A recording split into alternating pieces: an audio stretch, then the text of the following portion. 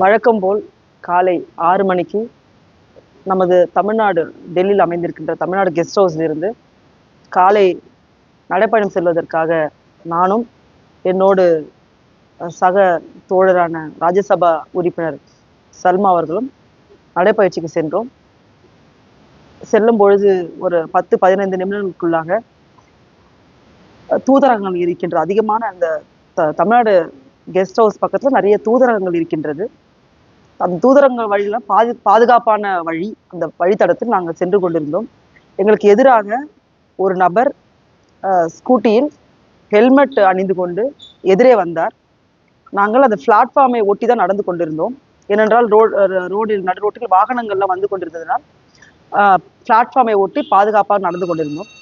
எதிரில் ஒரு நபர் வந்தார், ஸ்கூட்டரில் ஹெல்மெட் அணிந்து கொண்டிருந்தார். நான் நினைத்தேன் அவருக்கு வழி விட்டுட்டு போவோன்னு நான் கொஞ்சம் விலகினேன். விலகிய பொழுது ரொம்ப அருகில் வந்தவர் என் தங்க சங்கிலியை பிடுங்கினார். நான் ரியலைஸ் பண்றதுக்குள்ள துணியையும் டோர் மை க்ளோத்ஸ், துணியை இழுத்து அறுத்து விட்டார். நான் கத்துறேன், அதுக்குள்ள அவர் போயிட்டாரு. நெக்ல கொஞ்சம் ஒரு சின்ன இன்ஜுரி இருக்கு, ஒரு சின்ன கிராச்சஸ் இருக்கு. அவர் போறாரு, ரொம்ப ஸ்லோவா என்னமோ சாதிச்சுட்டு போற மாதிரி ரொம்ப ஸ்லோவா போறாரு அவரு. நான் கத்துறேன், சாலையில கொஞ்சம் பேர் இருந்தாங்க, நானும் கத்துறேன். என்னோட இருந்த சக எம்பியும் ஹெல்ப் பண்ணுங்கன்னு நாங்க கத்தும் பொழுது அங்க யாருமே ஒருவர் கூட வரவில்லை. எனக்கு ரொம்ப ஷாக்கா இருந்தது. ஸோ அதுக்கப்புறம் நான் திரும்பி நடந்து மறுபடியும் தமிழ்நாடு கெஸ்ட் ஹவுஸ்க்கு திரும்பி வரோம். ஒரு 2 மினிட்ஸ் டிஸ்டன்ஸ்குள்ளேயே 2 மினிட்ஸ்குள்ளேயே நான் வந்து ஒரு டெல்லியோட பேட்ரோல் வெஹிக்கிளோட பார்த்தேன். உடனடியாக நானும் சக நாடாளுமன்ற உறுப்பினரும் விரைந்து சென்று அதுல 2 காவல் அதிகாரிகள் இருந்தார்கள். விரைந்து சென்று சொன்னேன், இந்த மாதிரி ஒரு செயின் வந்து பறிச்சுட்டு போயிட்டாரு, கொஞ்சம் நீங்க வந்து புடிங்க அவரை அப்படின்னு சொல்றேன். என் துணியை கிழிந்திருந்தது, என்னோட ஆடை கிழிந்திருந்தது. அதை பார்த்தார். பார்த்து சுச்சுவேஷனை உணர்ந்து கொண்டு சிம்பிளா அவர் வந்து உங்க பேர் கொடுங்க, உங்க ஃபோன் நம்பர் கொடுங்க, நீங்க வந்து போலீஸ் ஸ்டேஷன்ல கம்ப்ளைண்ட் கொடுங்க, இதுதான் அவர் பேசின பேச்சு.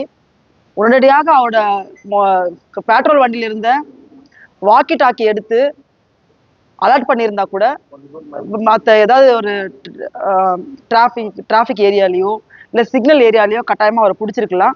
ஆனா அதை வந்து சிம்பிளாவே இந்த போலீஸ் வந்து என்ன ஹேண்டில் பண்ணது வந்து எனக்கு செயின் பறி கொடுத்தது, அந்த நடந்த சம்பவத்தோட அதிர்ச்சியை விட டெல்லி காவல் அதிகாரிகள் நடந்த அதிர்ச்சி தான் பயங்கரமா இருந்துச்சு எனக்கு, எந்த ஒரு ரெஸ்பான்ஸும் பண்ணாம. ஏன்னா தமிழ்நாட்டுல ஏதாவது ஒரு சம்பவம் நடக்குது சாலையிலன்னா, ஒரு யாருக்கோ நடக்குதுன்னா, தப்பு நடக்குதுன்னா இன்னொரு 10 பேர் ஓடி வந்து சாலையில இருக்கவங்க பார்த்து வந்து காப்பாத்துவாங்க. இல்ல அங்க இருந்த பெட்ரோல் வண்டியில நம்ம போலீஸ் கிட்ட சொன்னோம்னா அவங்க உடனே வந்து ரெஸ்கியூ பண்ண ஏதாவது பண்ணுவாங்க, வாக்கி டாக்ல அலர்ட் பண்ணுவாங்க. ஆனா அந்த மாதிரி எந்த ஒரு விஷயமும் இங்க நடக்காதான் எனக்கு மிகப்பெரிய ஷாக்காவே இருந்தது. அதுக்கப்புறம் நாடாளுமன்ற விப் அவர் மாணிக்க தாக்கூர் அவர்கிடம், நாடாளுமன்ற உறுப்பினர், விருதுநகர் நாடாளுமன்ற உறுப்பினர், அவர் கால் பண்ணி இன்ஃபார்ம் பண்ணேன். அவர் உடனே போலீஸ் கலெக்ட் பண்ணாரு. போலீஸ் வந்து நம்ம கிட்ட கம்ப்ளைண்ட் வாங்கினாங்க, டீட்டெயிலாக கம்ப்ளைண்ட் கொடுத்தோம். அட் த சேம் டைம் வந்து நமது உள்துறை அமைச்சர் மாண்புமிகு அமித்ஷா அவர்களுக்கும் நாடாளுமன்ற ஸ்பீக்கர் மாண்புமிகு அவருக்கும் வந்து 2 பேருக்குமே மெயில் போட்டிருந்தேன். சன்சாதன் அஃபிஷியல் மெயிலிலிருந்து கம்ப்ளைண்ட் அனுப்பிச்சிருந்தேன். அப்புறம் கொஞ்சம் சிறு காயங்கள் இருந்ததுனால அது பாராளுமன்றத்தில் உள்ள இருக்கின்ற மருத்துவமனைக்கு சென்றேன். என்னை மருத்துவமனைக்கு போற்றுதலுக்குரிய மரியாதைக்குரிய பிரியங்கா காந்தி அவர்கள் தான் என்னை மருத்துவமனைக்கு அழைத்து சென்றார்.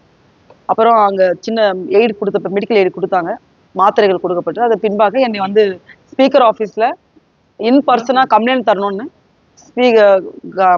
பிரியங்கா காந்தி அவர்கள், நாடாளுமன்ற உறுப்பினர் ஜோதிமணி, மாணிக் தாகூர் மற்றும் மற்ற நாடாளுமன்ற உறுப்பினர் அனைவரும் ஸ்பீக்கர் ஆஃபீஸ்க்கு மரியாதைக்குரிய பிரியங்கா காந்தி அவர்கள் என்னை அழைத்து சென்றார்.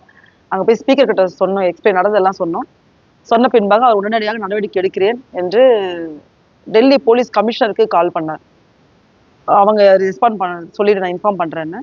அப்புறம் அங்கிருந்து இன்னும் அதுக்கப்புறம் அது ரெஸ்பாண்ட் வரல, திருப்பி கால் பண்ணுவாங்கன்னு சொன்னாரு. நாங்களும் வெயிட் பண்ணிட்டு இருந்தோம். சரி நான் இன்ஃபார்ம் பண்ணிடுறேன், நீங்க ஹவுஸ்க்கு போங்கன்னு சொன்னாரு. நான் ஹவுஸ்க்கு வந்துட்டோம். இதுல என்ன விஷயம்னா, டெல்லியில காலையில பகல்ல ஒரு மிகப்பெரிய உயரிய பாதுகாப்பு உள்ள இடம் தான் இந்த தூதரகம் அமைந்திருக்கின்ற இடம்.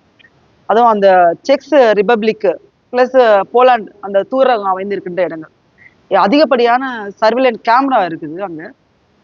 ஆனா அந்த இடத்துல ஒரு போலீஸ் அதிகாரி கூட ஒரு ரோந்துல கூட எங்கேயுமே பார்க்க முடியல. எங்கேயுமே நான் பார்த்த அந்த பெட்ரோல் வண்டி கூட எங்கன்னு பாத்தீங்கன்னா அந்தமான் நிக்கோபார் அந்த guest house, UP guest house தமிழ்நாடுக்கு முன்னாடி இருந்துச்சு, அந்த இடத்துல தான் நான் பார்த்தேன். ஸோ மிக உயரிய பாதுகாப்பான இடம். காலை வேலையில ஒரு பெண் நாடாளுமன்ற உறுப்பினருக்கே பாதுகாப்பு இல்லை. ஒரு திருடன் காலையில சர்வசாதாரணமா திருடிட்டு அதோ பொறுமையா நடந்து போனதுதான் உச்சகட்ட ஷாக்கா இருந்தது. செய்திகளை உடனுக்குடன் தெரிந்து கொள்ள கீழ்கண்ட கேபிள் மற்றும் டிடிஹெச் நெட்வொர்க்குகளில் எம்நாடு செய்தி தொலைக்காட்சியை காணுங்கள். பாதகம் செய்பவரை கண்டால் நாம் பயம் கொள்ளலாகாது பாப்பா.